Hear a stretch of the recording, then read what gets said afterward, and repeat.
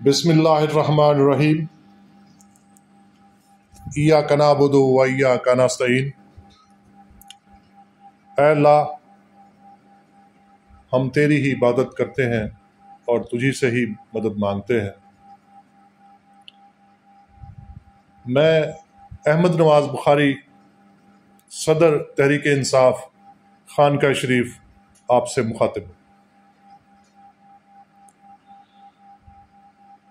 عزیز ہم وطنو، میرا تعلق خانقاہ شریف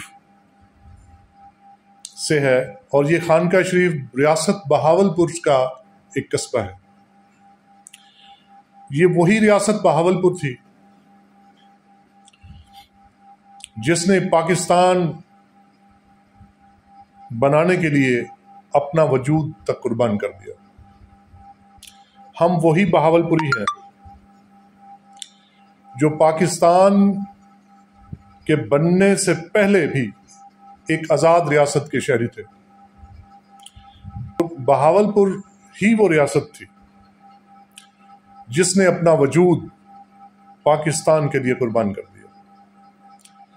جب پاکستان کی کرنسی رائج کرنے کے لیے گارنٹی کی ضرورت تھی تو یہ دنیا کا واحد ملک تھا بہاولپور جس نے یہ اپنی گارنٹی دی کہ یہ کرنسی چلے گی۔ بہاولپور فوج کو پاکستان آرمی میں ضم کر دیا گیا،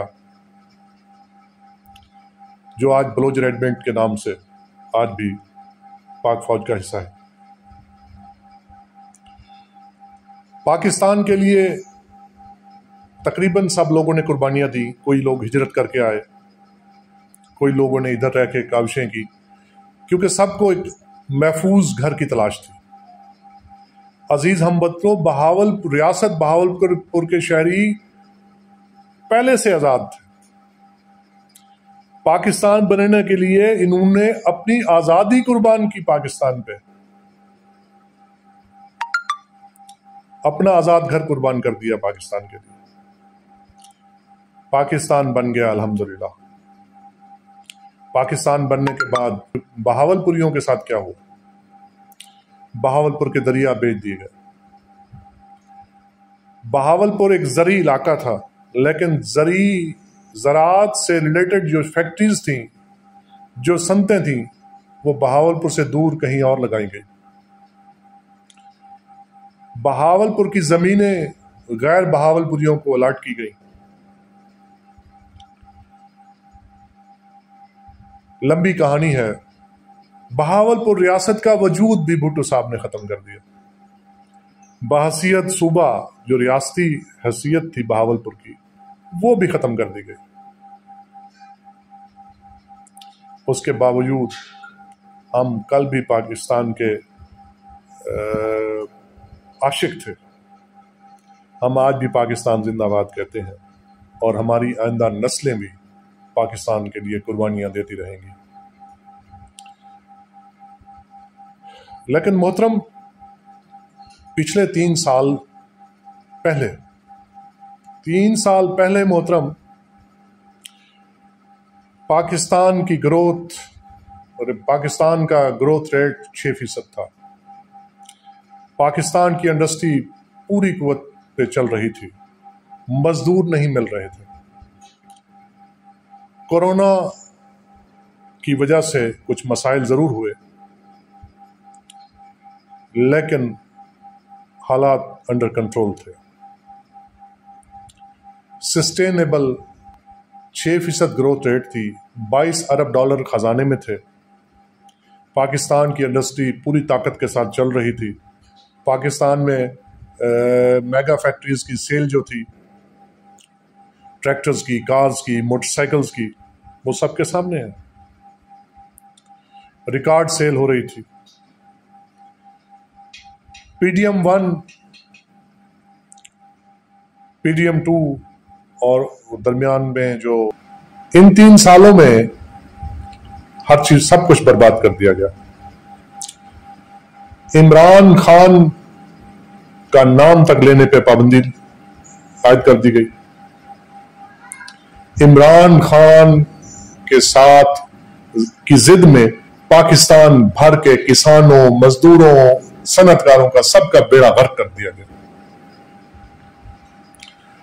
हालात इस नहज को पहुंच गए कि पाकिस्तानियों को आज भी अगर कोई मुल्क वीजा देने पे आ जाए और इनको मुफ्त टिकट मिल जाए, तो मेरा ख्याल में तो 1947 के बाद जो यहां से हिजरत होगी वो बहुत बड़ी हिजरत होगी। मैं अब कहना नहीं चाहता कि कितने लोग हिजरत कर जाएंगे, लेकिन मैं ये समझता हूं कि बहुत बड़ी हिजरत होगी, क्योंकि बहावलपुरियों का तो ये हाल है, सनत यहां पे है नहीं, ज़राअत को बर्बाद कर दिया गया है, रोजगार के जराए ना होने के बराबर है। ये गयूर बहावलपुरी किधर जाए? बलूचिस्तान जाते हैं तो वहां पे पंजाब की तरफ से उनके साथ पिछले 70 सालों से जो कुछ होता रहा या नहीं होता रहा, वो उनको मालूम या उनको मालूम।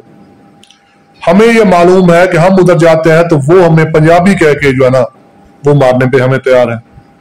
हमारा तो बलूचिस्तान वालों से कोई ज्यादती नहीं है। अगर कोई ज्यादती होगी, अगर कोई होगी तो वो अपर पंजाब वालों की होगी। हमारी तो किसी के साथ कोई ज्यादती नहीं है। हम तो खुद मजलूम है, हमारे तो हक खुद ग़ज़ब कर दिए गए। तो मोहतरम, कराची के लिए यहां के मेरे भाई मजदूर जाते हैं तो वहां पे भी वो कहते हैं जी हमारा तो पानी पंजाब चोरी करता है।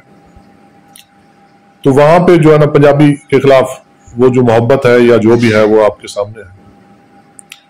और ये लसानियत की सियासत, तकसीम और करो और हुकूमत करो, डिवाइड एंड रूल वाला फार्मूला, ये कौन कर रहा है? ये किसकी इजाद है? अवाम तकसीम नहीं होना चाहते और नहीं होंगे। जो करना चाहता है उसे शिकस्त फाश होगी इंशाअल्लाह। आज जिस दर्द और जिस कर्ब की वजह से मैं आपसे मुखातिब हूं, मेरे शहर के नौजवान बेरोजगार जो अपने बच्चों की खातिर, जो अपनी रोजी रोटी की खातिर, जिन्हें यहां पे रियासत पाकिस्तान ने जिनके साथ ये वादा किया था कि तुम्हें वो रोजी के, तुम्हें रोजगार के जो है ना मौके फराम करेगी, रियासत ने उन्हें मौके फराम नहीं किए। वो मजबूर होकर कोई डंकी लगाकर बाहर जाने की कोशिश करता है, तो कोई ईरान, इराक गैर कानूनी तरीके से, जिनके पास वीजे लगवाने के भी पैसे नहीं, वो भूखे किधर जाए? वो अपने बच्चों को भूखा भड़कता हुआ कैसे देखे? ये मजदूर तबका जिन्हें यहां पे रोजी नहीं मिलती, वो ईरान गए, और ईरान जहां पे उन्हें बहीमाना तरीके से कत्ल कर दिया गया, क्या उनकी वहां पे किसी के साथ जातियात थी? वहां पे उनके साथ किसी की जातियात तो नहीं थी। तो फिर जिन्होंने कत्ल किया उनकी किसके साथ जातियात थी? ला महाला आप भी यही कहेंगे कि साफ ज़ाहिर है उनकी पाकिस्तान के साथ जातियात थी, वो पाकिस्तान मुखालिफ थे। तो जो यहां पे गए, जहां से गए वहां पे रोजी रोटी के लिए, और वहां पे इसलिए कुर्बान कर दिए गए कि वो पाकिस्तानी थे, तो क्या वो पाकिस्तान पे कुर्बान नहीं हुए? अगर वो पाकिस्तान पे कुर्बान हुए तो उन्हें शोहदा का स्टेटस, का सरकारी स्टेटस क्यों ना दिया जाए? अगर वो पाकिस्तान पे कुर्बान हुए हैं तो उनके वुरसा के लिए माली पैकेजेस का ऐलान क्यों ना किया जाए? किसी ने अपनी जेब से तो कुछ देना नहीं, रियासत पाकिस्तान के खजाने से जब देना है तो वजीर आजम में पाकिस्तान साहब सिर्फ मैयतें घर पहुंचवा के अपने लिए जो है ना वो अच्छा बनने की कोशिश ना करें। इश्तिहारों के जरिए मशहूरी पाना आसान काम है, अमली तौर पे उनकी इमदाद का ऐलान करें और उन्हें कम अज कम फी शहीद के वुरसा को 5-5 करोड़ रुपया जो है ना उसके चेक दिए जाए, और उन्हें हर शहीद के वारिस को कम अज कम 2 मुरब्बा जमीन जो है ना वो अलॉट की जाए। धरती पाकिस्तान में ही रहेगी, वो भी पाकिस्तानी है, बहावलपुर भी तो पाकिस्तानी है ना। बहावलपुरियों को कुछ देते हुए आपको क्यों तकलीफ होती है? अगर इनमें से कोई अपर पंजाब का होता या इनमें से कोई वारसों वाला होता, किसी खास हुकूमती मशीनरी में से किसी महकमे का वो मुलाजिम होते तो उनके लिए पैकेजेस का ऐलान ना कर रहा, कोई आईजी कर रहा होता, कोई वजीर आजम कर रहा होता, कोई सदर पाकिस्तान कर रहा होता, कोई सूबे का गवर्नर वजीर आला कर रही होती, तो उनके लिए तो सब ऐलान कर रहे होते। इनके लिए कुछ नहीं। रियासत को देने के लिए बहावलपुरियों के लिए कुछ नहीं है। बस ये एहसान आपने कर दिया। इधर हमारे एमएनए साहब सियासत फरमा रहे थे कि भी जो है ना, मैंने वजीर आजम पाकिस्तान को दरखास्त की और उनने मेहरबानी फरमाई और ये डेड बॉडीज पहुंचा दी। क्या पाकिस्तान पे कुर्बान होने वालों की डेड बॉडीज भी आप वापस ना ले आते? जबकि हमें जो मीडिया से पता चला वो ये है कि वजीर आजम पाकिस्तान ने शायद किसी के कहने पे या खुद से अपने लिए जो है ना वो एक सियासी तरीकाकार अख्तियार किया और हमारे एमएनए साहब को फोन किया और खुद ही बताया उन्हें कि भी हम डेड बॉडीज जो है ना वो मंगवा रहे हैं।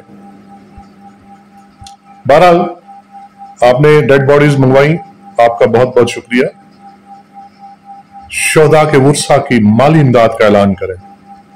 शोहदा के वुरसा को कम से कम 2-2 मुरब्बा जमीन जो है ना अलाटमेंट करें। ये भी पाकिस्तानी है, मेरे रिश्तेदार नहीं है, मेरे खानदान के अफराद नहीं है, हाँ मेरे शहरदार हैं, मेरे पुराने शहरदार हैं, गयूर पाकिस्तानी हैं, पाकिस्तान पे कुर्बान होने वाले लोग हैं, तो उनका यह हक बनता है। वजीर आजम पाकिस्तान अपने खांचे जरूर लगाएं। आपको अल्लाह ताला ने मौका दिया है खांचे लगाने के लिए, तो आप तशरीफ लाए हैं मोहतरम। हकदारों को भी हक दें। बहावलपुरी भी हक रखते हैं पाकिस्तान पे कुछ। आपका बहुत बहुत शुक्रिया।